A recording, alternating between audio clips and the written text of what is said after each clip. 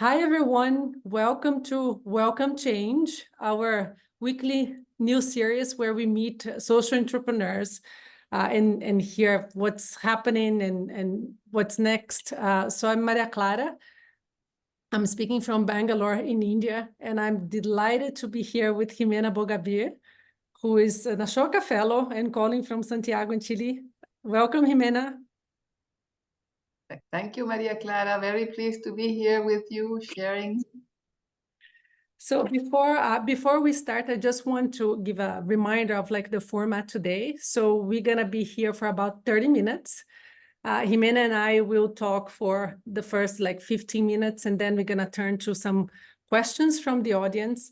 So if you're curious about something, or if you have any question, I will ask you to write down here on the Q&A button at the bottom of the screen. And also today we have someone helping us with the translation. So if you want to listen to this conversation in Spanish, you can also press the interpretation button to listen to the conversation in Spanish. So I think with this we can start. Ximena, we're gonna talk about our favorite topic, longevity, which seems is becoming everyone's favorite topic. So it's let's start with that. Like I think I would love to begin with this fact that everybody's talking about 100 years life and how we're gonna live 100 years. So I was just like curious to hear from you, how the journey to 100 years started for you, and what does longevity mean to you?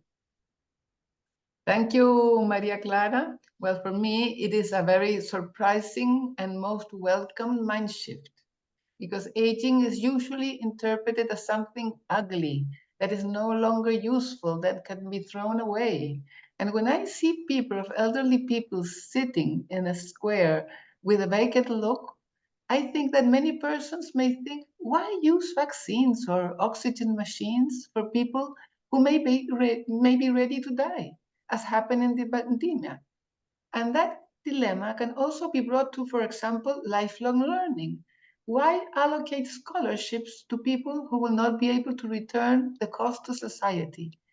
And this ugly debate is the result of individualistic and pragmatic society in which we live, which has given us very good things, but very many bad things, and that need urgently be changed. Therefore, I personally welcomed the term new longevity with open arms, which led me to gratitude, to celebration, to the miracle of life, and most importantly, to ask myself, why this gift? Which gets me to reflect on the purpose of life, on true happiness. In other words, I received the mandate to become friends with the inevitable vulnerability and to decide to spend my time in what I considered really meaningful. Mm. I remember like I was in a conversation with you the other day, and you mentioned, like when did you realize, that aging was a subject? Can you share with everyone here how this happened to you? Well, first of all, I must admit that I did not discover the concept of demographic change in a book, nor was it an enlightenment. It was a shock. One day, I felt that the people I had been working for years were looking at me with a special tone of affection and protection. And I asked myself, what's the matter with all these people? I feel the same, but they're treating me like an old lady, a sweet old lady.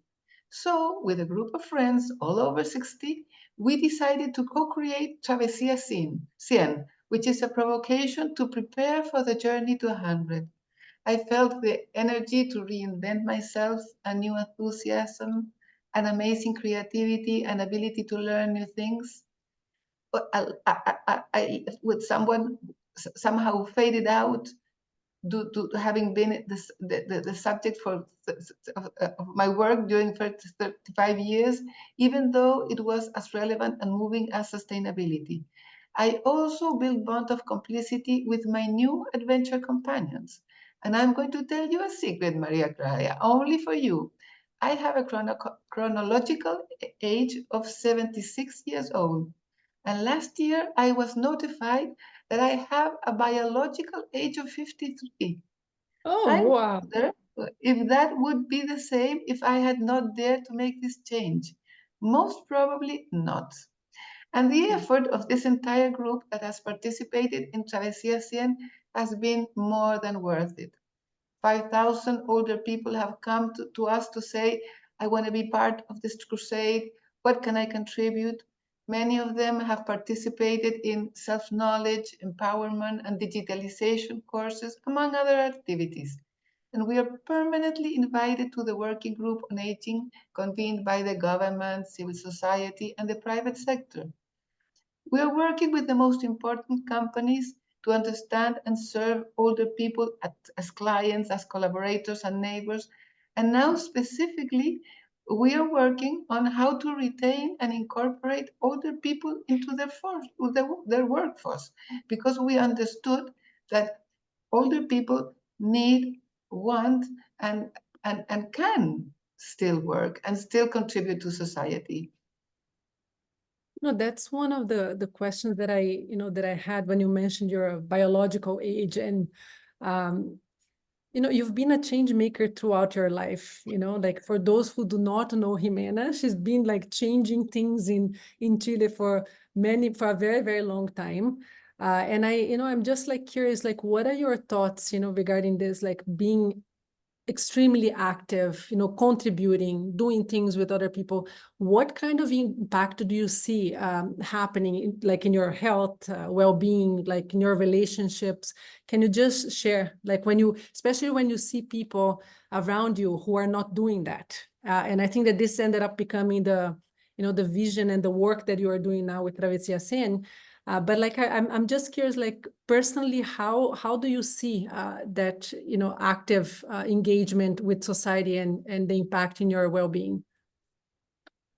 Well, throughout all my professional life, I have built great friendships, and many of them have joined the same causes that inspire me. And thanks to that, when at Travesia Sin, we decided to generate a favorable context for the reinvention of older people so that we can live fully throughout our lives. It was essential to influence public policy. This is something which cannot be promoted by one individual organization.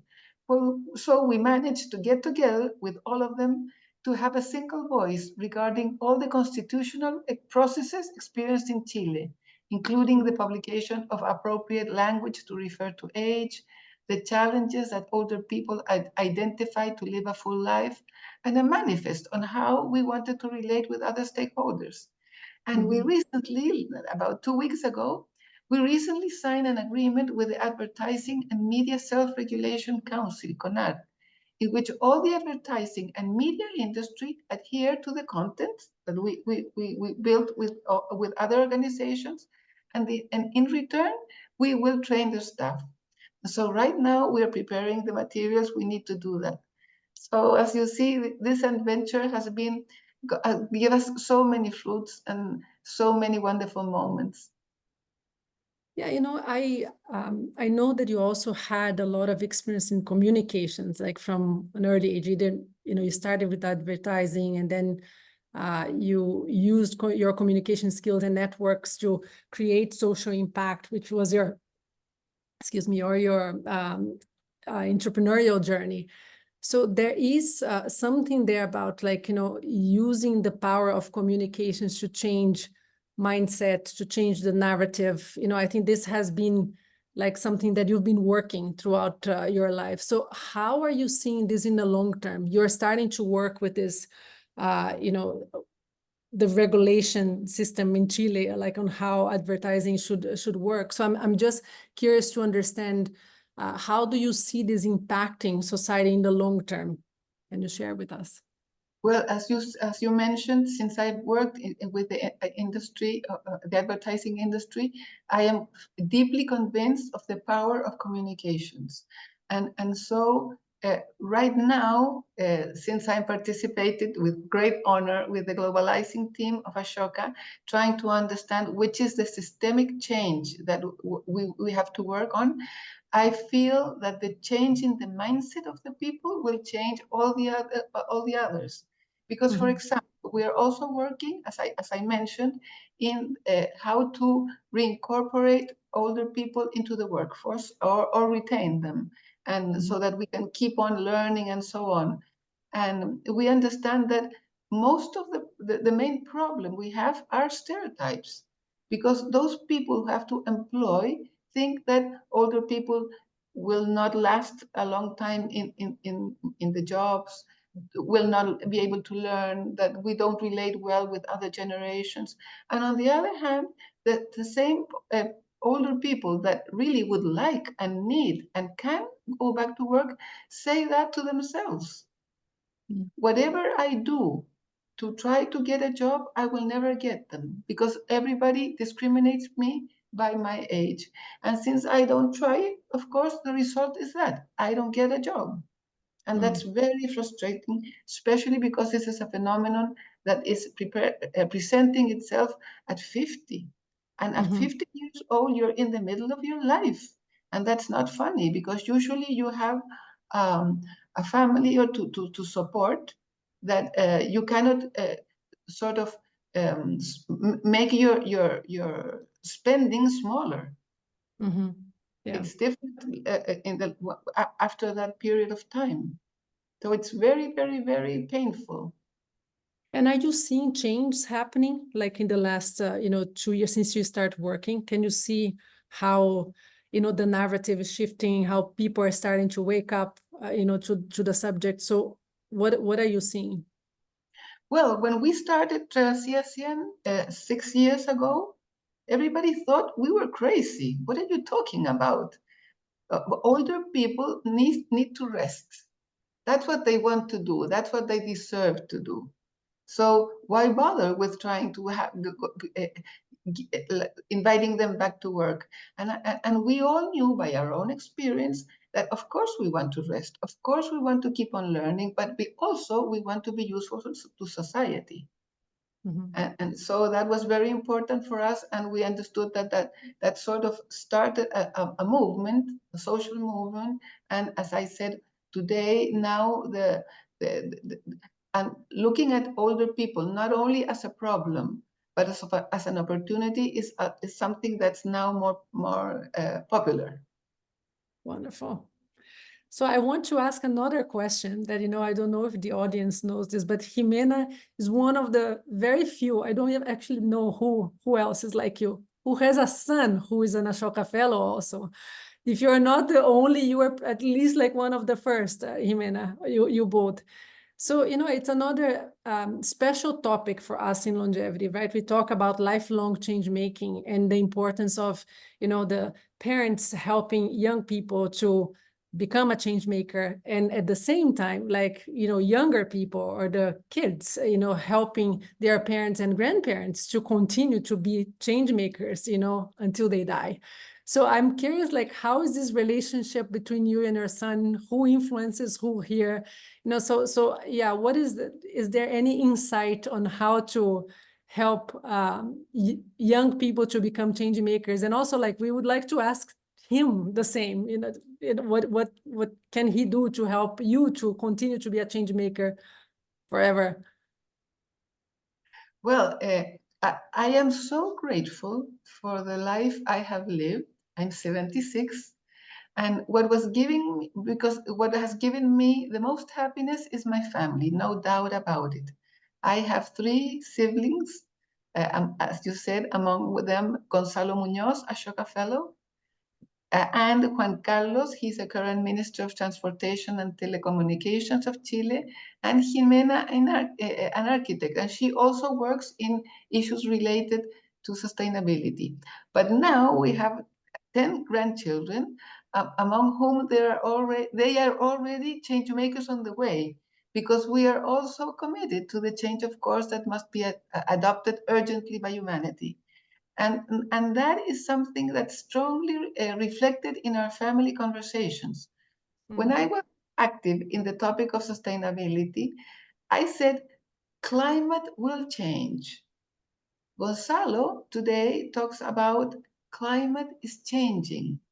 My granddaughters say climate has already changed, so they have decided not to have children. And that is so painful and strongly installs in my heart and in my mind the concept of intergenerational justice. What world are we leaving for our descendants? This question only accelerates the daily choices as a family to try as best as we can to minimize our environmental footprint. No one would think about using disposable plastic or buying something overpacked or something like that. Beautiful, Ximena. Beautiful. And so I think that before we go to the questions, I'm just curious to hear your thoughts on like the future, like how do you see the future of longevity? Like what's going to happen, what needs to happen, like what are your reflections for whoever is joining this field now and wants to be part of this movement with us? Well, the demographic shift is happening in all over the world. I've had the privilege as a fellow, Ashoka Fellow, to relate with others that are thinking the same way throughout the world. And we are convinced that it is something that is happening, whether we want it or not, that young people are having less children or not at all, as the case of my granddaughters. But on the other hand, since the advances in medicine are saying I will live to 100 is not so crazy. Most of us, if we are lucky, will. And so we have to adapt to this new reality. And that's something that instead of looking at the problem, because we understand that somebody will have to take care of all these older people, especially if they are in poverty or loneliness or have bad health or are in sickness, we want to visibilize the opportunity. And that is something that we feel that keeping yourself in active and productive and being a contributor to the society helps very much. A little way in what I mentioned of my own experience, that probably if I had stopped working at 70, today maybe I would be a very sweet old lady.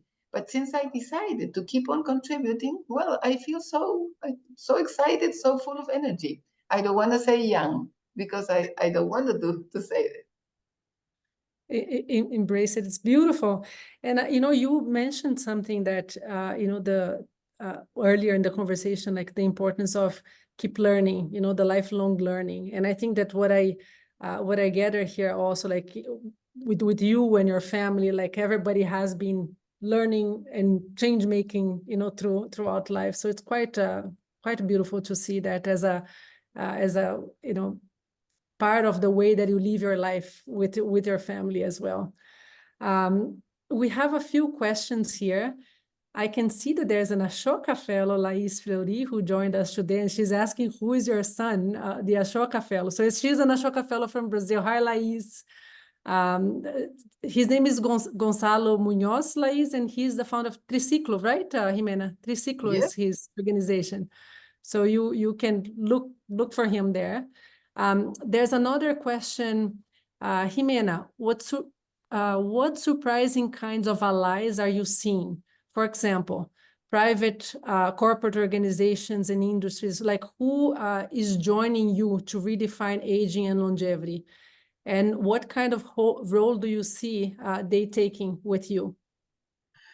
Well, of course, all types of organizations are understanding, and there is a lot of people working from civil society, especially those who have to take care of older people who need it.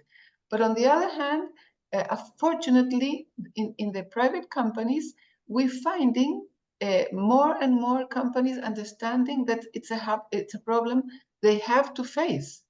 And in that experience, for example, we are working together with all the insurance companies in Chile so that we can accelerate this mindset shift.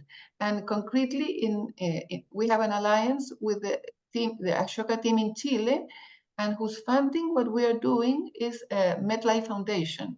And of course, we're working with MedLife company in Chile. And that's very interesting. For example, now we're closing a study of what's going on with people 50 years old, as I mentioned, which is a new problem, and 60 years old in work.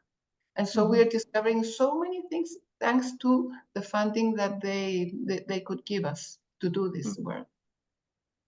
Okay.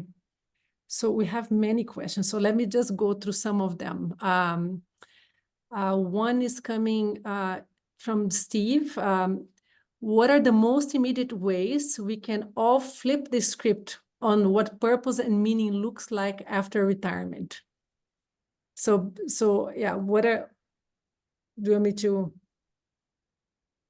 repeat? So Yes, Steve is asking, Steve from LA, he's asking, how could we flip the script, like on what purpose and meaning looks like after retirement? So how do we reinvent, like purpose and meaning after we retire? The story of aging as a terrible dimension of our life is not true. I mean, that is something that the younger people feel, that getting old is really terrible. I mean, you have nothing to do, nothing to learn, nothing to relate with, nobody's interested in your opinion. But if you ask older people, we will probably say that this is the best time of our life because we already did it. But on the other hand, we still have energy, and now we can do that is really meaningful for us. And on the other hand, many of us have some type of health problem, but that is managed. Yes. So in some way, with medicine or that type of thing, we have already understood that we have to have exercise and good health. Of course, we have to understand also that once you get to the retiring moment, there is something very, very, very important, that is your education. Because if you had a poor education, probably you will have had poor health. And if you had poor health and poor education, probably your work was very with very I would say rewards, recompensa. And so if you age and with a pension that is not sufficient for a reasonable life, of course you will have a very bad time, and your family has a problem, a big problem. And so here the economic issue in a certain way completely changes the way you can live your life after the retirement moment. And that's why we are so concerned of all the attention being paid to those people over 50, because we say, be careful. Because if you say that the problem is over 50 until you get to 50, to let's say the retirement moment, that implicitly is saying that after you retire, you're okay. And you're not okay. You're not okay. So yeah, Anna is asking a question here. What kind of policy change do you think that would change the situation of older people in the workforce? Is there any kind of policy change that you are working on there? Yes, we're working on, for example, changing the incentives for people to hire so that they can hire older people. Secondly, incentives to redesign the workforce, the way you work. Because, for example, most people, as my generation, who have worked the whole life, and so that's why younger people say, I don't want to live my life the same as my parents, because they worked all their life. We want flexible jobs, jobs that make something meaningful. And so, in that case, those jobs don't exist. And so I understand that if we change the design of work, not as it used to be in the Industrial Revolution, but now in the age of IA, probably we will find a match, and that's what we're working for in Chile, how to match what older people need to stay active and contribute to society, and what type of work does companies need in this age in which everything changes so fast. So maybe somebody you hired once, you don't need that person, you need other persons. So having flexibility is good for both sides, I mean. Yeah, Jacqueline is asking something that is connected to this. What would you recommend to older people to remain relevant and contributing? What kind of actions? And I think what you just said, I think what I've heard two things. One, the lifelong learning, keep learning throughout life. And I've heard also like, how can we make sure that people can have flexible jobs, and so they can engage with this more in a flexible way. Anything else that you say that would help them? Yes, definitely, to have a purpose for life. Because if life gives me, let's say 30, 40 years over what was expected, why is this? What can I do with all this time I have? And so I think that, and it's proven that those people who have a purpose, that want to live the world a little bit better than the way it is right now, those people probably will have a better aging period. Mm-hmm. Yeah. Yes. So I think that purpose is the best medicine. Oh, yes. And Michael's asking something here. You said early that this work began in community with others. How important is it for people to find over 60 peers as a way to combat social isolation and find new avenues of purpose? So how important it is for older people to be on this journey with other older people? Well, one of the things we've discovered is that our purpose into Travesía is that that age don't matter. I mean, it doesn't matter how old you are. The important thing is who you are, what do you want to achieve, and then whether you relate to younger people or older people, it doesn't matter. Mm. Because if you only relate to older people, maybe your life will start to get smaller. But instead, if you relate to the 5 generations that today live in the family and in the workshop, in the workforce, probably you will give things that they don't have, and they will give you back things that you need. Beautiful. One more question here. I'm going to get two more questions, and before we close. One is connected to this from Rina, and she's asking, what are your suggestions for younger people to create or be part of like this support for new longevity, the new longevity mindset? Well, I think something that we have to change is the linear model of life. In the first 25 years, I learn. The next 25 years, I produce or I contribute. And then the last 50 years, I rest. I mean, that's crazy. Nothing can support that. We must be always lifelong learning, producing, contributing. And of course, resting. Of course, have an equilibrium in what you do, with what you think, your family, nature, yourself. But I think that life must be looked upon as circular and not as linear, because I feel that there is so much stress in what's happening with the younger generations, those who are in the middle, and then those in aging. Mm-hmm. Because of course, if they say now you sit down there, read the newspaper, and don't bother, of course that's not very healthy. Yeah. Yes. So it must be circular.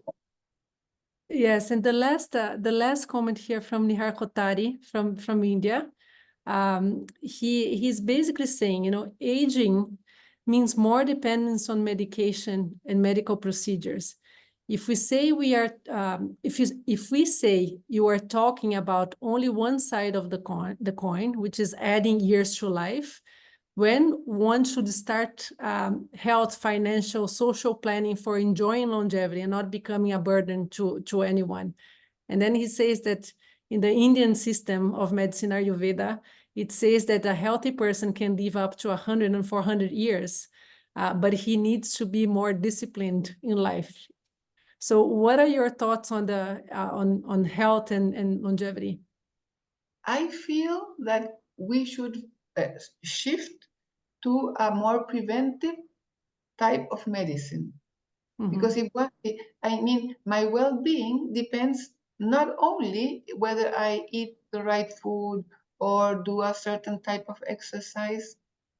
It also depends on my thoughts, my relations, my meaning, my purpose, and of course my finance. So there are several factors that if I look at my life as something that maybe will last 80, 90, 100 years or more, then if I plan my life, probably I would have chosen different things.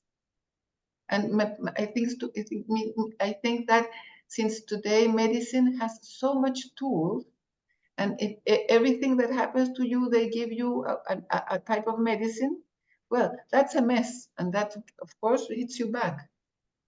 So I think the important thing is to have a preventive focus. Yeah, which is the other big thing that at Ashoka we are also talking about, like, and how to, redesign health systems to work on prevention. Yes, I think we had a few other questions, but I don't think that we have time now. I would, so okay, Nihar, we'll follow up with you. It's great to see it. So Nihar Khotari is saying, how can we add you as expert writer on the topic for our media organization? Nihar, we're gonna share with you her contact, and it's gonna be wonderful. Ximena, it's such a joy, like every time, she's this kind of light wherever she is. Like, we feel blessed to have you with us in our community, and it's such a privilege to learn with you in every single interaction. So thank you so much for not only for today's call, but for being with us on this journey and co-creating with us. It's truly a joy. And thanks everyone who joined today. Wait for our team is gonna send an email with the link to this recording that you can listen again or share with other people. And let's see, we're gonna have many conversations on longevity this year. So we look forward to having you with us. Thank you so much, Maria Clara. And if you tell me what's the secret, I think the secret is knowing that you are a change maker, a tiny change maker. But if your focus is in doing very many tiny things, once you age, you look back and you see, oh, somebody else made flower, gave them water, and now they're having fruits. But other people do it, and I think that's very practical. Wonderful way to end this conversation. Thank you so much, Ximena. Bye. Thank you, Thank everyone. you. Bye. Bye-bye.